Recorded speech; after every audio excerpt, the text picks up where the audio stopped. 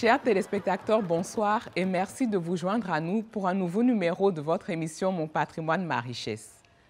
Aujourd'hui, l'association Mébironto se trouve à Cotonou, la capitale économique du Bénin. En mai 1868, le roi Glélé aurait cédé ce territoire aux Français à travers un traité signé. Cela marque l'essor économique de ce village qui par la suite deviendra la capitale économique du Bénin. Cotonou, ville côtière, abrite le marché international de Dantokpa et le port autonome de Cotonou qui, à eux deux, constituent les principaux poumons économiques du Bénin. Aujourd'hui, nous allons parler des Egungun ou revenants. Culte qui célèbre et vénère les morts, il nous vient d'Oyo au Nigeria et est pratiqué dans les aires culturelles Adjatado et Yoruba Nago. Il s'agit d'une société secrète où règne la loi du silence. Les profanes un peu trop curieux pourraient y trouver la mort. En compagnie de notre invité, le professeur Joseph Yahi, nous allons nous pencher sur les différents aspects de ce culte afin de comprendre comment se déroule une sortie des Egungun. Je vous retrouve après le reportage.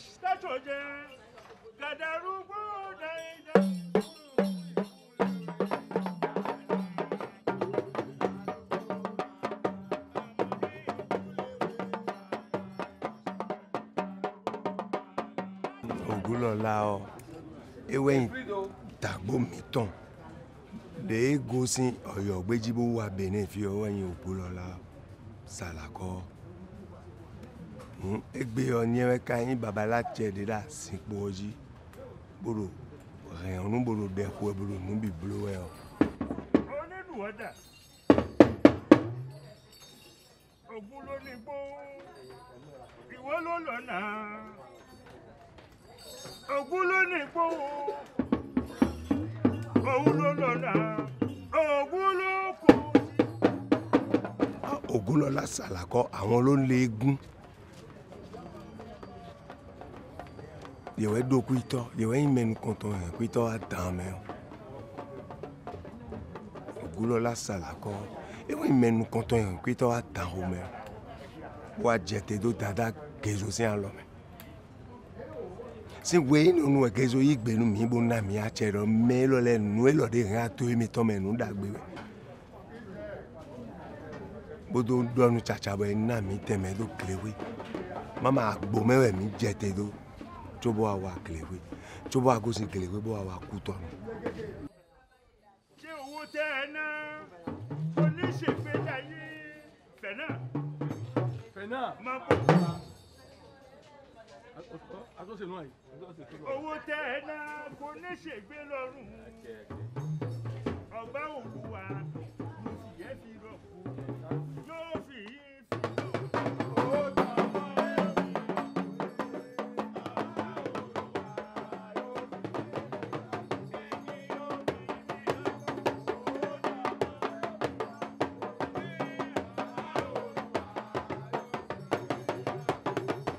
nǹkan tó jẹ́ Egungun àwọn bàbá wa tó kú tí wọ́n ṣílẹ̀wọ̀ tí wọ́n dágbére ọ̀run àwọn la máa ń dáṣọ fún la máa ń pè ní pé Egun nítorí Egungun nǹkan ẹbí ni ẹni tó bá kú la máa ń dáṣọ fún ní máa ń jẹ́ Egun.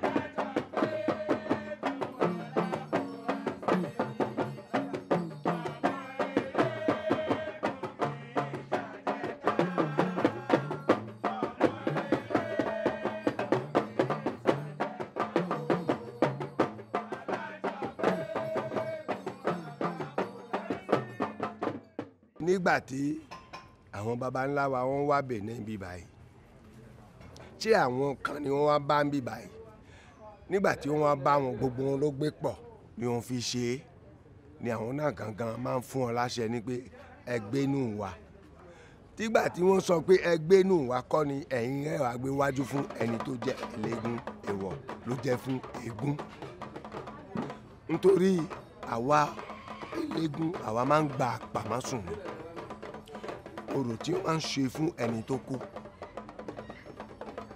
ẹni tó dolóògbé tí kò sọ̀rọ̀ mọ́ àwa máa ń ṣòro fún sọ ní pé èní àwọn bàbá wa ètùtù là ń ṣe fún wọn lónìí àwa bá fẹ́ ṣe irú àwọn nǹkan báyìí a máa ń ṣe ìrántí àwọn òkú ọ̀run a máa ń ṣe ẹbọ ọdún èèyàn ní máa ń kú ní ilé wa a máa ń yọ eégún jáde èèyàn ò bá kú á ṣe ìrántí àwọn òkú ọ̀run àbí á ṣètùtù fún gbogbo wa pátá tó jẹ́ ọmọ Ògúnlọlá á ṣètùtù ni yóò lè tù yóò lè gbà fún wa òun la máa ń fi ṣòro nílé wa. káríyàrí oríire ni o ká tó oríire àní sórí burúkú nítorí tá a bá fẹ́ ṣayé ire orí ẹni là ń béèrè tí a bá fẹ́ ṣoríire orí ẹni là ń béèrè oríire wà rèé o agbèrè méjì ó dọwọ́ ẹ ògún. ló dé fani pé òní àwa tó jẹ́ àwa ọmọ Ògúnlọlá Sàlàkọ́ a bá fẹ́ ṣètùtù báyìí a máa ń pè gbogbo ẹbí jókòó tẹ bá wò nísìnyí lẹ́yìn mi ń bẹ̀ nísìnyí ẹ rí baba Ògúnlọlá ń bẹ̀ ẹ rí baba Adélàwá ẹ rí baba Alápinni ẹ rí baba Gbọ̀ntójú Adéṣìyàn ẹ rí baálẹ̀ Lima ẹ rí Àdùsó ẹ rí gbogbo tó jẹ́ baba láṣẹ àbí baba àwa yìí ní dàá àwa Yorùbá ní ilé wa à ní dàá baba làwa máa ń ní àwọn ẹ̀gbọ́n ló ní dàá àwọn ló tún ní fìgán àwa ò ní fìgán baba Sàlẹ̀ làwa máa ń ní tó baba Sàlẹ̀ Ògúnlọlá ló wà ń bẹ̀ yẹn tó ń gbogbo àwọn ilé yẹn ní òjòkó láfi pé àwọn baba wa tó kú àwọn baba ńlá wa tó kú tó dolóògbé tá a ti sìn wọn àti ṣòro wọn a máa ń pè gbogbo wọn ní kó ń wá ìjókòó ẹbí ni tó ẹbí bá ti jókòó tá a bá ti ń pe orúkọ ẹni tó kú lọ́kọ̀ọ̀kan tá a bá fẹ́ yọ egungun jáde nísìnyí ojú ẹbọ la máa ń lọ bí tí a máa ń pe àwọn tó kú tí wọ́n máa ń jẹ́ fún àwọn ibẹ̀ yẹn la máa pè ní ojúbọ ibẹ̀ lẹ máa ń lọ la máa ń lọ tá a bá lọ bẹ̀ yẹn àwọn èèyàn wa tó kú àwọn baba ńlá wa àwọn baba wa tó kú ibẹ̀ la máa ń pè gbogbo wọn ibẹ̀ la máa ń fún wọn jẹ ibẹ̀ yẹn la máa ń fún wọn mu ibẹ̀ yẹn gangan làwa náà pàápàá a máa ń bá wọn jẹ a máa ń bá wọn mu a máa ń bá wọn sọ̀rọ̀ ni wọ́n máa ń gbọ́ fún wa ibẹ̀ ni òun ló dífá ní àwa máa ń kọrin sọ ní pé gẹ́gẹ́ òró aṣọ lẹ́yìn mọ́ àwọn aláwọ̀ ṣẹ́gun gẹ́gẹ́ òró aṣọ lẹ́yìn mọ́ sẹ́ni tó kú odò olóògbé o aṣọ lẹ́yìn mọ́ ẹ̀yìn ò mẹ́gungun.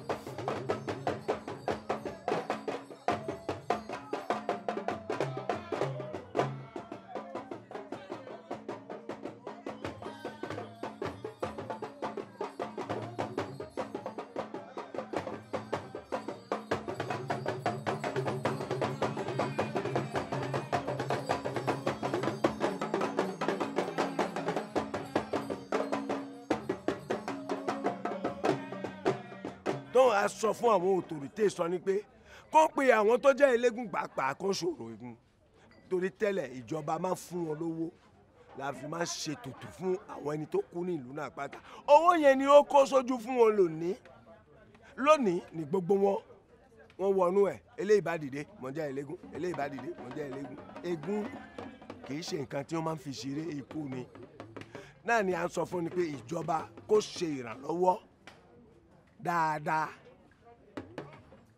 kí àwọn tí wọ́n ń ṣe irú nǹkan bẹ́ẹ̀ kó ń yáwọ́ kó wù ẹ́ tó bá ṣe bẹ́ẹ̀ lónìí tó jẹ́ ni pé wọ́n bẹ̀rẹ̀ sí ṣe tùtù náà gẹ́gẹ́ bí wọ́n lè ṣe tùtù náà gbà ìlú yìí yóò tù yóò bà kó sọ fún tàlọ́n pàápàá sọ ni pé kó lọ rí àwọn eléégún pàápàá kì í ṣe àwọn tí wọ́n ń jẹ́ kàlítà tí wọ́n ń ṣe gbà wò àwọn òtòrìtè tó náwó nù ẹ̀ kó sọ fún ọ ni pé kó lọ ra nítorí ìlú òtù kò bà mọ́ ìlú Benin ìlú ńlá kan ni ẹ̀kẹ́ ló fà lónìí nígbà ayé bá àwọn bàbá wa tí wọ́n ń ṣe tùtù wọ́n ṣe gbogbo ìlú tù yóò bá wọ́n rúbọ ọbọ rú wọ́n ṣe sàrà ó lọ́rùn ẹ̀ní kí ló jẹ́ tó fi jẹ́ bẹ́ẹ̀ nítorí àwọn kan wà lónìí wọn ò tún fẹ́ ṣiṣẹ́ kankan mọ́ ọ̀lẹ nísìnyí iṣẹ́ tó jẹ́ iṣẹ́ tí wọ́n fẹ́ fi jẹun níbẹ̀ eégún ni eléyìí bá dìde yóò lọ ṣe kàríta yóò fi tọrọ owó o bá fún wọn lówó wọn lù ẹ́ eégún yìí lù yàn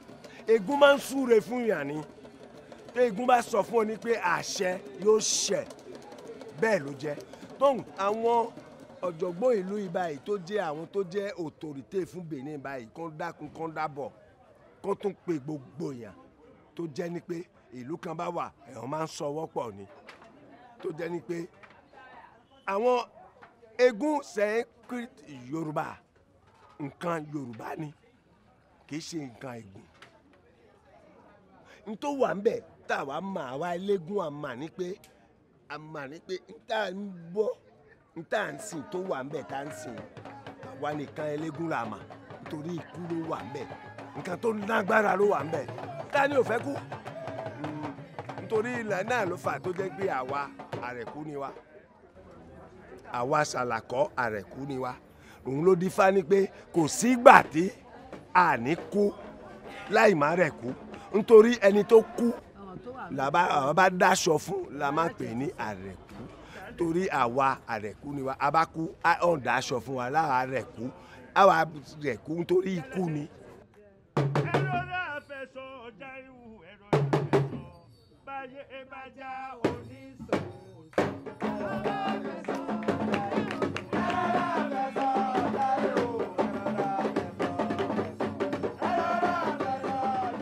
Nos collectivités, elles doivent s'organiser en leur sein. Il y a très peu de familles qui comprennent bien maintenant ce que c'est que vénérer une divinité. Tout est travesti avec les rites fonds. Et il faut qu'on restaure ça.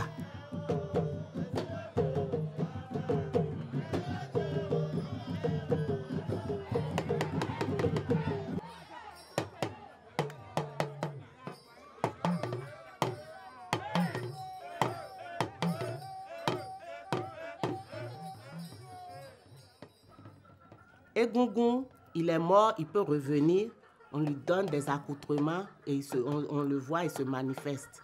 Parce que ce que je fais chez moi, c'est pas ça que toi tu fais chez toi. Donc ce que je fais chez moi, je dois déjà revoir ça et que ça soit ancré et personne d'autre ne viendra troubler cela.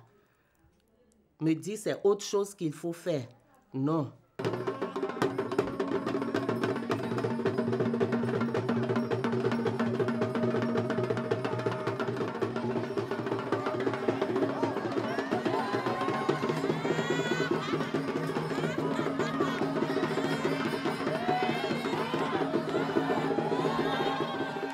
Au niveau des Egungun, c'est le vrai désordre. Aujourd'hui, tout est, même celui qui n'est pas de tradition Egungun, chacun devient chef Egungun et tout ce désordre-là est en train de s'observer. C'est dommage parce que quelqu'un qui est Oro ne peut pas dire qu'il est chef Egungun.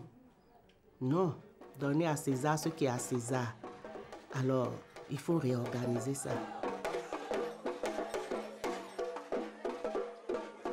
Aujourd'hui, nous sommes avec vous pour parler du culte des revenants ou des Egungun. Est-ce que déjà vous pouvez nous dire ce que signifie le mot Egun ou Egungun étymologiquement? C'est pas facile, mais si j'ai la seule étymologie admissible, mais ce qui n'expliquera pas tout évidemment ce que c'est qu'Egungun. Je vais donner mon point de vue sur ce que c'est qu'Egungun. Ça veut dire étymologiquement ce qui pointe la voie, comme ce qui ouvre la voie, qui montre. Et là, disons par anticipation, c'est ce qui ouvre la voie vers les ancêtres. Et lorsque l'on parle de ce culte-là, on s'intéresse à quelle ère ou quelles aires culturelles? Bon, Egungun n'a pas deux origines, hein. C'est Yoruba. Et puis centralement même Oyo, c'est Ogmi Ologbojo qui est le fondateur de l'Egungun. Et ça Ogmi Ologbojo, je crois que tous les Egungun le diront, Mais il a créé la première société avec d'autres compagnons, comme Alara, comme Olok Monda. C'est les premiers, mais c'est lui qui a pris l'initiative. Essa Ogbin Ologbojo. C'est Ologbojo qui est le fondateur de Egungun. Et ça, c'est un pays Yoruba, et plus précisément dans la région de Oyo. Donc, c'est pour ça d'ailleurs que partout où vous allez, la langue des Egungun, c'est toujours Eyo, c'est-à-dire la langue de Yoruba d'Oyo. Parce que comme vous savez, le Yoruba a plusieurs dialectes. Il y a Chabé, il y a Ketou, il y a Egba, mais la langue qu'on parle lorsqu'il sort ou rentre dans Ibalé, c'est toujours la langue Eyo. Et cette langue, la façon de le dire, c'est Esha. C'est pour ça qu'on dit Essa Ogbin Ologbojo. C'est la voix que d'ailleurs qui a pu survivre dans la diaspora avec la façon de chanter de Satchmo, le saxophoniste Robert Armstrong. C'est la voix des ancêtres. C'est ça qu'on appelle Esha. Et quand est-ce qu'on fait sortir les Egungun? Alors, il y a plusieurs manières de gungun, il y a plusieurs types de gungun. Il y a les gungun, disons, de famille. C'est la première le plus grand type.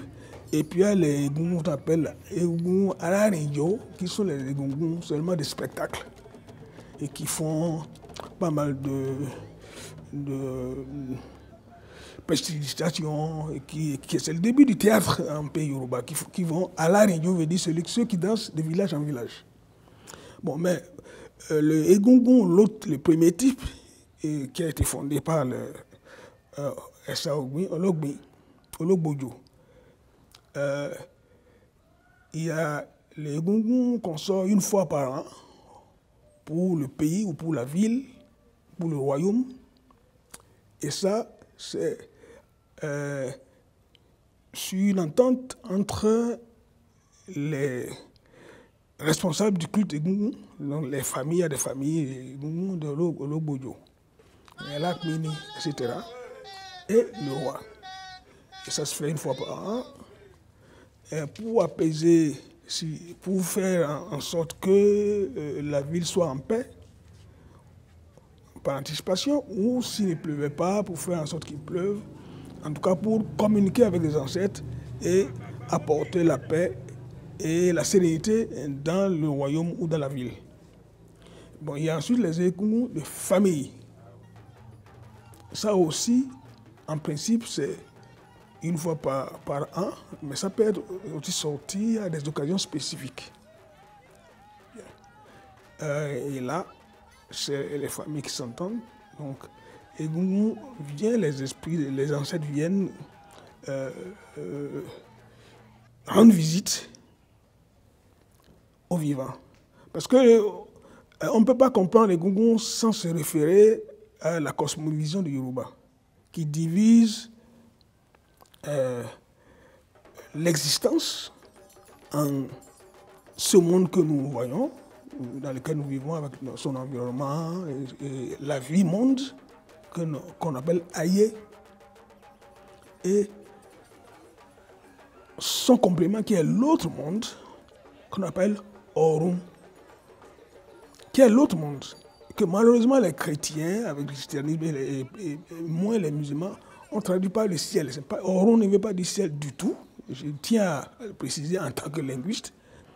Orun veut dire le monde autre que, et la vie autre que celle que nous vivons et que nous voyons. C'est le monde invisible.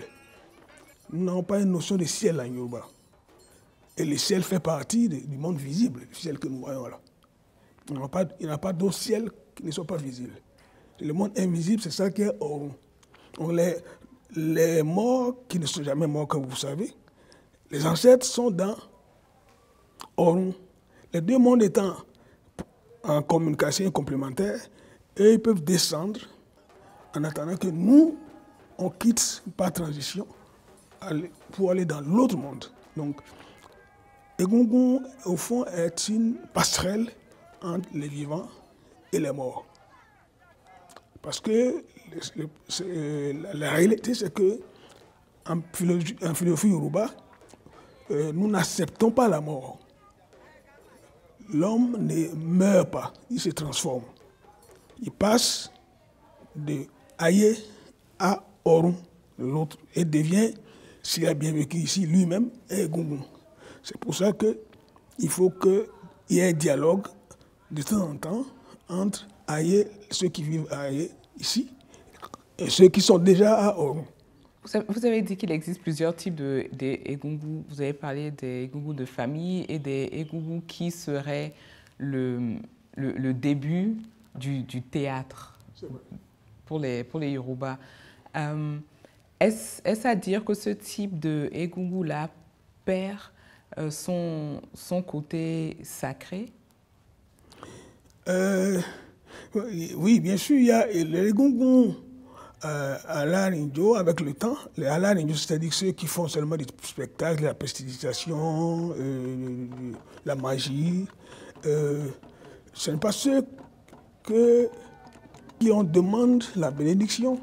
Ce n'est pas à eux qu'on demande de dire ce que la volonté des ancêtres. C'est déjà un détachement, un autre type.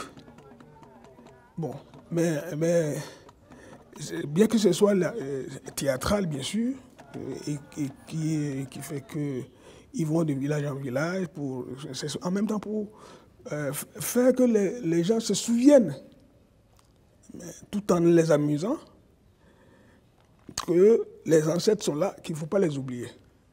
Donc, ils ont un rôle complémentaire par rapport aux Egungun majeurs, si je puis dire, les Ologbodo et autres, l'Agba qui sortent, qu'on appelle Agba Egun, qui sortent dans les Ibalais. C'est-à-dire ce que vous appelez ici, par erreur, des couvents, ou c'est pas possible. Ibalais, c'est là où les Egungun se retrouvent. Est-ce que cette distinction entre les différents types d'Egungun persiste encore aujourd'hui? Certainement, oui, au Nigeria. Et ici aussi, je crois. Il faut dire que les Yoruba ayant une influence déterminante un peu partout dans cette région de l'Afrique et de l'Ouest, avant de l'avoir à la diaspora. Ceux qui ont adopté le Egungun, évidemment, ont dû apporter des modifications. Et aussi avec l'occidentalisation du monde, le monde est devenu plus ou moins spectacle. Et il faut ajouter aussi, nous avons reçu des cultures de retour, les Brésiliens avec le careta, qui est la mascarade. Careta veut dire masque en portugais. Il y a cette collision et qui fait que le deuxième type de Egungun est devenu très populaire ici dans cette région surtout. Dans les grandes villes aussi, à Lagos, à Ibadan, il y a Egungun à l'Arinjo. Au point que, anecdote, j'ai des amis brésiliens qui sont dans les cultes de Egungun. D'ailleurs, quelqu'un qui a le titre le plus haut qu'on puisse avoir, à Lakmini. De Bahia, il est mort maintenant, Maître Didi, qui est à Lakmini. Il est venu ici, en Afrique, à Ibadan, et il était étonné, disons même choqué, de voir les petits Egungun qui prenaient les bus dans les villes. Évidemment, ça n'a pas pu arriver dans la diaspora. Egungun, c'est surtout le type ancestral, très sérieux, qui a été préservé. Étant donné que le carnaval, ils ont déjà le carnaval, ils n'avaient pas besoin de réinventer le deuxième type que nous avons ici. Donc, il y a ces deux mondes différents. On ne peut pas confondre le carnaval avec Egungun là-bas. Donc, pour lui, Egungun est ce qui est le plus sacré, les ancêtres. Donc, quand il voit les petits Egungun courir partout dans les villes à Ibadan, il était un peu choqué. On a dû lui expliquer que bon, ben, c'est deux développements différents dans deux contextes sociopolitiques différents. Vous avez brièvement parlé de la hiérarchie qu'il existe dans le culte Egungun. Vous avez mentionné que le titre Alakpini est le plus élevé. Est-ce que vous pouvez brièvement nous décrire quelle est la hiérarchie qu'il existe dans ce culte? Il ne m'appartient pas de le faire. C'est les initiés qui peuvent vous dire ça. Ce que je peux vous dire, je vais vous dire, c'est que le titre le plus élevé pour les Egungun à Oyo, donc là où c'est né, et pour les Egungun du royaume, parce que c'est ça aussi, non pas seulement les Egungun de famille, mais du royaume, c'est Alakpini, qu'on dit Alakpini Ikpekunouye, c'est-à-dire le plus haut grade. Alakpini Ikpekunouye. Et donc Alakpini est le chef suprême des Egungun du royaume d'Oyo, et il réside à un quartier qu'on appelle justement Akpini, qui n'est pas très loin du palais de Alafin à Oyo. C'est pour ça qu'on l'appelle Alakpini. Donc Alakpini sont les dignitaires les plus hauts de Akpini. Donc Alakpini, c'est les Ikpekunouye, c'est le summum, la sommité du chef des Egungun dans le royaume. Bon, maintenant, dans les différentes familles, les Egungun des familles et même du royaume, il y a évidemment une gradation que les initiés, que je ne peux pas dire, parce que je n'en ai pas le droit. Et si on se concentre sur les performances des Egungun, quelle est l'importance des chants, des danses, de la musique? Comme j'ai eu à le dire, l'Egungun, c'est la voix d'outre-tombe, si je puis dire. C'est pour ça qu'il parle comme il parle, comme parle la voix qu'il utilise, sans peut-être le savoir. Ça s'est transmis de l'autre côté de l'Atlantique. Lorsqu'il chante, Armstrong. Donc, c'est la voix d'outre-tombe. Donc, avec ça, il y a une musique qui accompagne. Il y a toute une poésie, tout un style poétique qu'on appelle Iwi, ou alors Esha.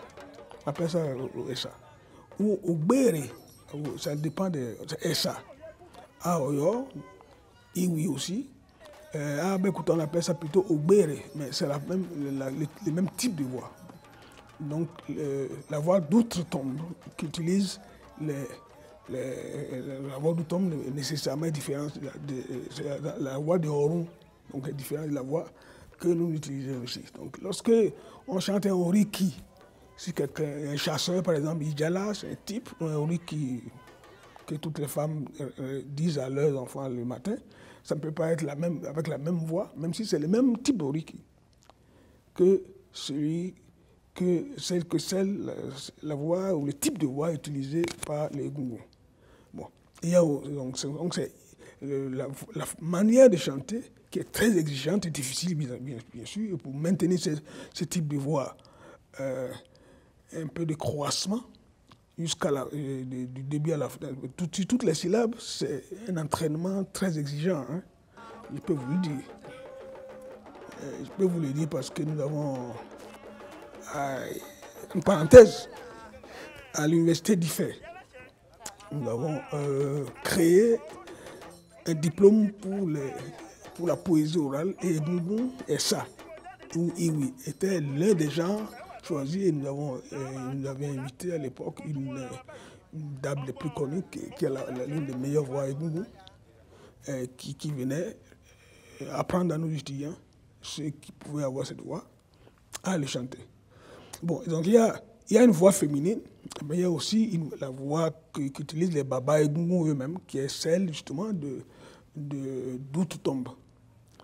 Et donc la musique qui va avec, qui est faite avec les mêmes tambours, tam-tam de bata et les gangans et dondon. C'est les mêmes. C'est un entraînement très très exigeant, aussi bien pour ceux qui font ce tam-tam que pour ceux qui utilisent la voix. Et ça veut dire qu'il faut qu'ils connaissent les oriki, ou ce que les gens appellent panégyrique, bon, de toutes les lignées dans le royaume, ou bien de toutes les branches dans une grande famille. Vous pouvez me croire, c'est des dizaines, parfois des centaines de poèmes qui, lorsqu'on les recueille en vers, enfin, peuvent atteindre par poème 200 à 300 lignes, 300 vers. Mais cela, évidemment, c'est par cœur qu'il faut connaître. Et il y a souvent une compétition ou un passage entre 2 ou 3 gungus sur le même orikis, le même panégyrique, chacun voulant démontrer qu'il en connaît plus que l'autre. C'est un spectacle fabuleux. Qu'est-ce qui transparaît à travers la para et la manière somptueuse dont les gungus sont habillés? Il faut revenir à la division de 2 mondes complémentaires qui se donnent. Lorsque on devient gungu et qu'on est maintenant à Oron, pour revenir au voir, il faut aussi que les gungus reviennent dans ces apparats habillés différemment des vivants, bien sûr, mais en plus beau pour voir que si ailleurs Oron sont complémentaires, Oron est supérieur à ailleurs, donc il faut qu'il soit habillé d'une façon telle qu'on ait envie de devenir soi-même un jour gungu. C'est pour ça que des gens sont formés pour fabriquer toutes ces combinaisons de... C'est tout un art, n'est-ce pas? Les akba et gungu. Et il y a une inventivité terrible de plus en plus, avec non seulement les tissus comme ceux-ci qui sont les nôtres, même les gens ont une créativité telle que lorsqu'ils voient même les tissus importés, vous voyez comment ils font une combinatoire telle que c'est très admirable. Donc le gungu doit être très bien habillé. Comme une comparaison rapide, lorsque on sort les guélédés pour plaire à nos mamans, à nos mères, aux IA, il faut que le effet, celui qui est sous le masque, soit extrêmement bien habillé. C'est l'élégance jusqu'à la mort, si vous voulez. Quel est le rôle des femmes dans ce culte? Ah, voilà. Il n'y a pas de culte, il faut commencer par là, en Yoruba, qui ne soit pas bisexuel, c'est-à-dire qu'il soit gendré. Il y a toujours un culte qui est beaucoup plus du côté des femmes que des hommes, mais il y a toujours les deux. Même Oro, dont on dit que les femmes sont exclues, il y a toujours une femme, on ne saura jamais, c'est pas moi qui dirai laquelle, personne ne sait laquelle, qui est Yaoro. Bon, il faut commencer par là d'abord. Mais il y a certains cultes où vous verrez plus, les hommes sont plus prominents que les femmes.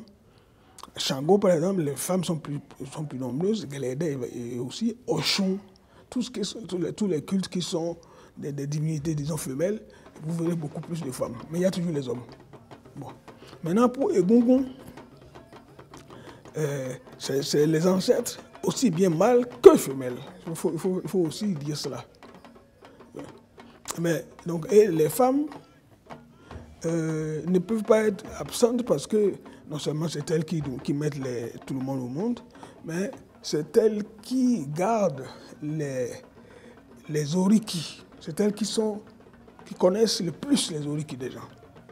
Donc lorsque vous voyez des Egungun dire les Oriki, des femmes leur ont appris ça dans des cercles qui ne sont pas apparents. Donc, vous ne pouvez pas, un homme ne peut pas connaître tous les Oriki sans aller apprendre chez les femmes. Donc, il y a des séances qui sont nécessairement secrètes où les femmes instruisent, c'est bien le mot qu'il faut, hein, les hommes sur les différents Oriki, parce qu'elles connaissent plus les Oriki. Les femmes connaissent plus les Oriki que les hommes. Mais c'est les hommes qui les présentent, n'est-ce pas? Bien.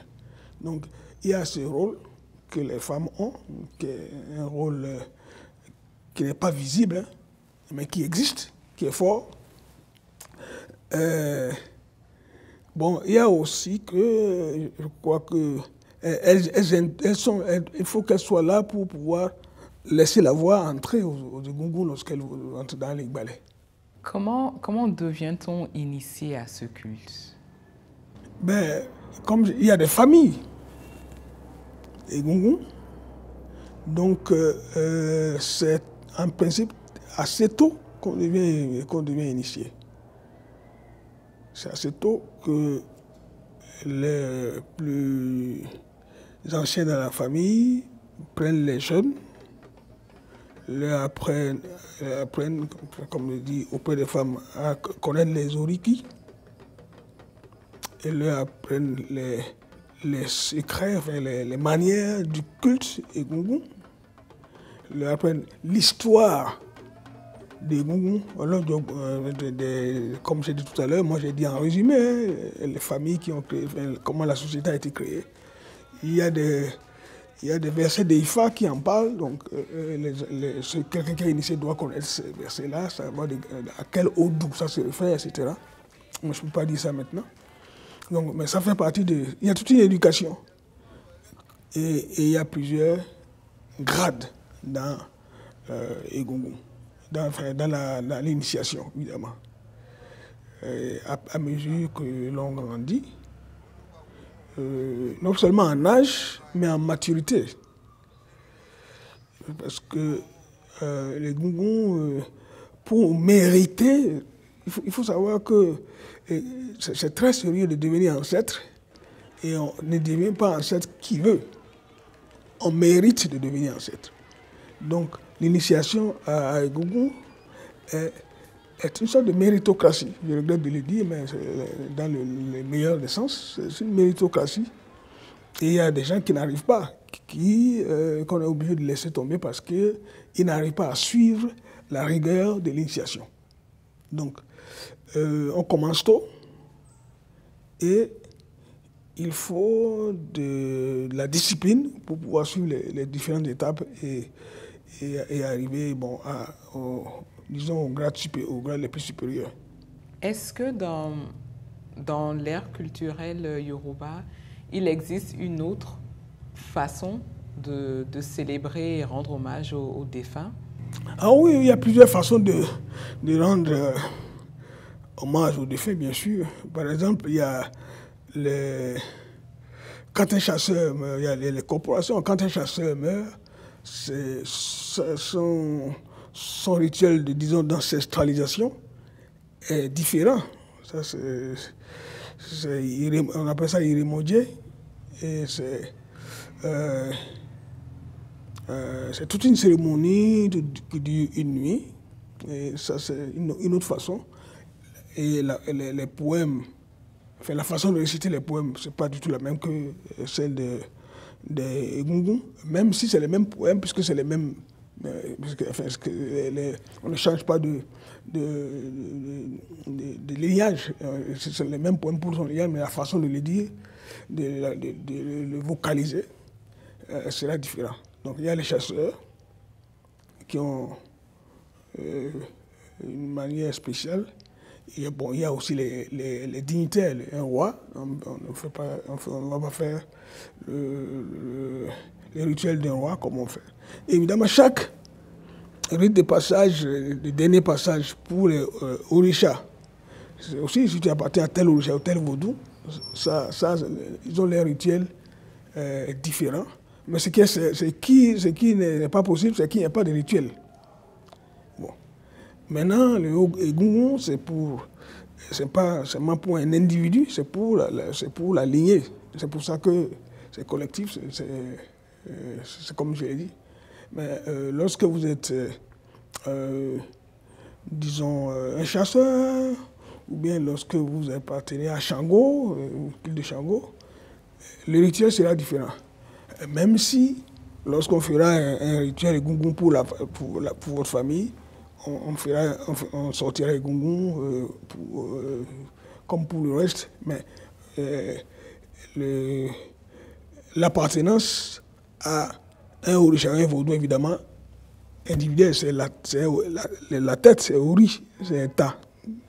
Donc on ne peut pas confondre l'individu qui est un adepte avec la collectivité ou les lignages. Et qu'en est-il de la légende qui dit que si un profane touche le vêtement d'un Egungun, il mourra? Le mort est sacré et il faut la démarcation entre Aye et Orun. C'est pour ça qu'on dit ne touchez pas. Il faut pas, si vous n'êtes pas encore devenu Egungun, ce qui porte, c'est Egungun qui est revenu. Comme il est revenu, c'est son esprit lui-même. Donc, vous n'avez pas envie, vous, de le suivre. Donc, tout viendra. C'est pour ça qu'il est recommandé, il est interdit de ne pas toucher à son habit parce que son habit est un habit de l'au-delà. Comme sa voix est une voix d'outre-tombe. Et à travers votre regard de chercheur et de scientifique, comment pensez-vous que ce culte évolue dans notre société moderne? Voilà, ça c'est une grande question. Nous sommes agressés par les religions, soit importées, soit imposées. Et si nous ne comprenons pas nous-mêmes nos religions, nous risquons de les abandonner et nous risquons donc d'oublier ou de négliger ou de jeter aux orties les rituels.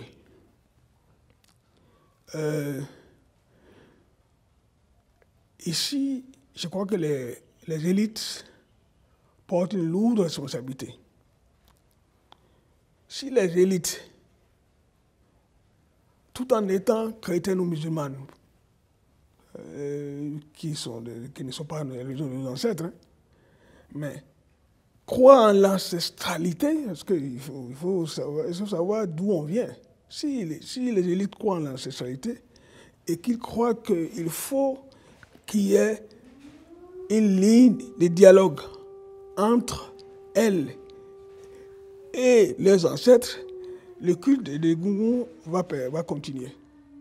Mais si on croit en une idéologie de remplacement, c'est-à-dire que les idéologies, enfin les religions, disons, importées avec la colonisation ou le commerce, doivent remplacer les nôtres et se substituer aux nôtres et non pas seulement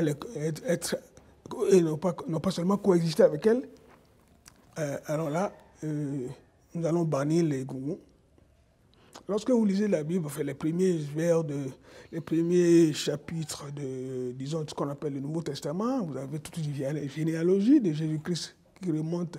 Celui-ci a engendré cette fille, David et tout ça. Bon, mais ça, c'est les Egungun, ça. Ah oui, c'est comme ça que nous sommes obligés de les appeler lorsque nous pensons en africain. Jésus évoque ces Egungun lorsqu'il remonte jusqu'à David. Mais lorsqu'un noir évoque Dieu d'Abraham, mais qu'on le veuille ou non, il y a aliénation parce que Abraham n'est pas mon ancêtre.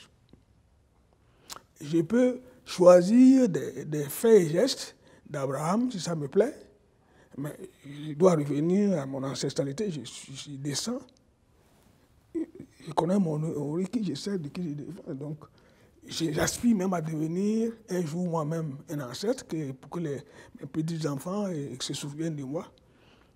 Si je ne fais pas ça, je disparais dans l'histoire, je me noie dans l'histoire des autres.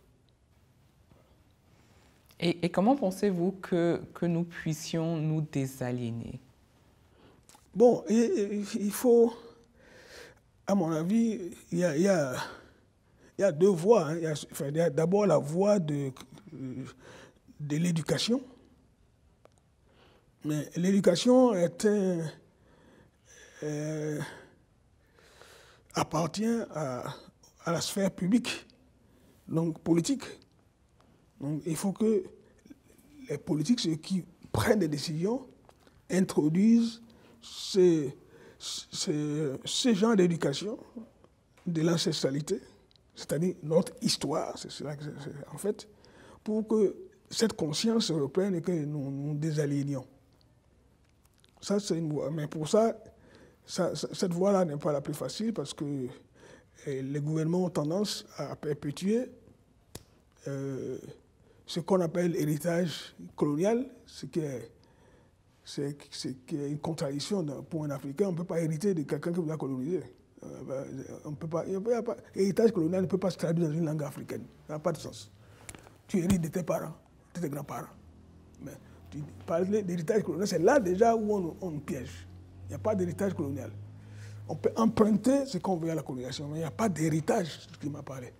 Alors donc, il y a la possibilité aussi, à part ce que les colonisations ont imposé et que nous continuons aujourd'hui, il y a la possibilité pour les élites qui s'organisent en, disons, en société civile, en une sorte de NGO, petit à petit,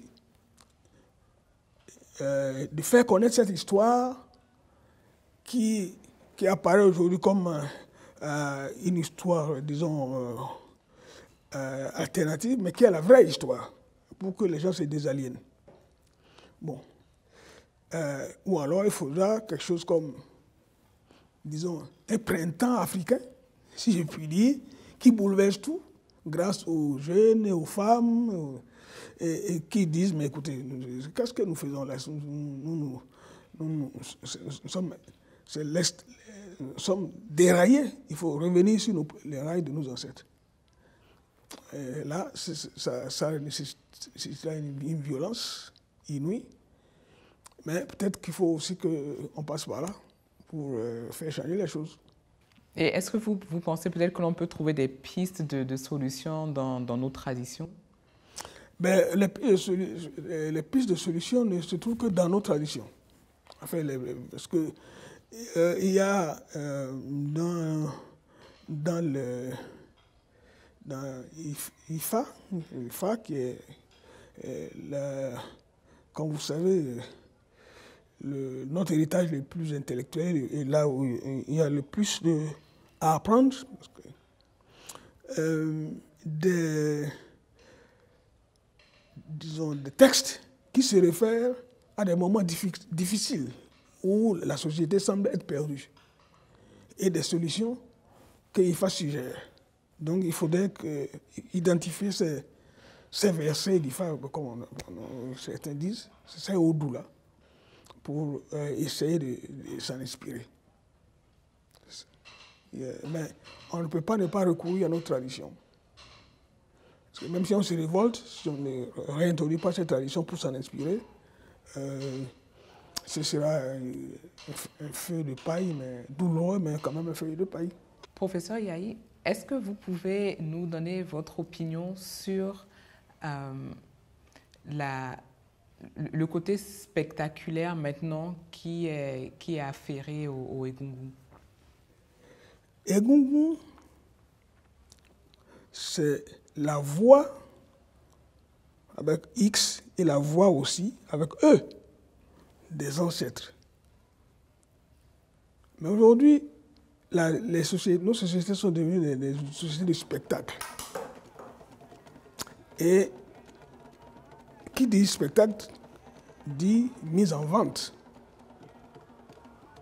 On se donne à voir. On se donne à voir pour être rémunérés. Et cela vicie précisément la voix, eux, et la voix des ancêtres. Hélas. Et d'ailleurs, il y a déjà des dialogues à l'intérieur des familles Gougou, que certains ne sont pas d'accord pour les présentations, les données à voir. Il faut dire aussi que nos élites sont un peu responsables de cela. Faire défiler des Gougou, à mon avis, n'a pas de sens, puisque c'est un calendrier annuel basé sur le besoin de rituels, basé sur les besoins d'une communauté annuelle, disons le roi ou le royaume ou la ville veut une cérémonie Egungun pour à des fins précises. Mais aujourd'hui, on fait Egungun pour donner à voir. Donner à voir aux blancs ou à ceux qui les ressemblent, c'est-à-dire aux blancs noirs, aux noirs blancs. Et tout ce qui est donné à voir en dessous, il faut financer pour donner à voir. Il faut donner de l'argent. Donc, cette financiarisation, l'ingérence de l'argent dans le phénomène de Gougou est, à mon avis, délétère. Et je crois qu'il faut non seulement un dialogue entre les grandes familles Gougou, mais aussi peut-être entre les gens comme moi, qui sont les défenseurs de nos traditions, pour dire ce qu'il faut faire et ce qu'il ne faut pas faire. Bien. Par exemple, moi, quand j'étais ambassadeur à l'UNESCO, évidemment, je n'ai eu aucun mal à présenter Guélédé comme candidature à être adopté comme patrimoine immatériel de l'humanité. Mais je n'aurais jamais présenté Gougou. Parce que Gougou, c'est un patrimoine des familles. C'est spécifiquement familial, c'est spécifiquement des communautés. Et je ne vais pas demander à un Japonais ou un Français de venir faire des sacrifices pour des Gougou de chez moi, ça n'a pas de sens. Mais aujourd'hui, la spectacularisation des Gougou dévoie justement de la communauté, des lignages et de la voie directe qui vous lie aux ancêtres. Et donc, c'est la menace qui pèse sur la nature même des Gougou. Et ça, il faut le dire haut et fort et commencer à faire quelque chose contre. Nous arrivons au terme de notre entretien. Oui. Quel serait votre dernier mot à l'endroit des téléspectateurs qui vous regardent? Je recommande aux spectateurs et à tout le monde de vraiment prendre au sérieux notre histoire, nos ancêtres, de réfléchir que nous sommes des Africains et que si nous nous laissons aliéner, nous disparaissons de l'histoire. Nous serons des Noirs, bien sûr, et encore, pour combien de temps? Mais notre apport au monde, notre être dans le monde aura disparu dans 3-4 générations si nous-mêmes ne prenons pas au sérieux ce que nos ancêtres nous ont légué comme manière de vivre, manière de concevoir le monde, notre monde et le monde dans lequel nous aspirons à aller un jour. Donc je recommande que tous les spectateurs laissent leurs enfants aller demander aux vieilles et aux vieux de la famille quels sont leurs blancs oriki, qu'ils apprennent ça. C'est d'abord cela qui les fonde et qui leur donnera l'impression, enfin la conviction d'être quelqu'un qui vient de quelque part. On vient toujours de quelque part. Donc, je recommande que nous nous intéressions à nos traditions, à nous de les transformer quand nous voulons, mais si nous ne les connaissons pas, nous ne pouvons pas les transformer. Donc, retour à nos traditions pour nous en inspirer. Pas pour nous installer, mais pour nous inspirer et pouvoir bondir. sans quoi nous ne serons jamais respectés en tant que Noirs. Merci beaucoup, professeur Yahi, et merci, fidèles téléspectateurs. C'est moi qui vous remercie et vous souhaite bonne chance. Merci.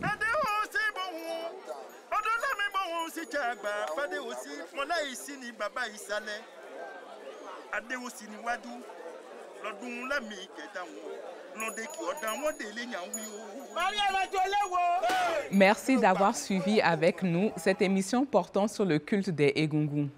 Si vous aussi, vous connaissez un aspect de notre patrimoine et que vous désirez le faire connaître, n'hésitez pas à appeler l'association au 62 06 70 69, 62 06 70 69.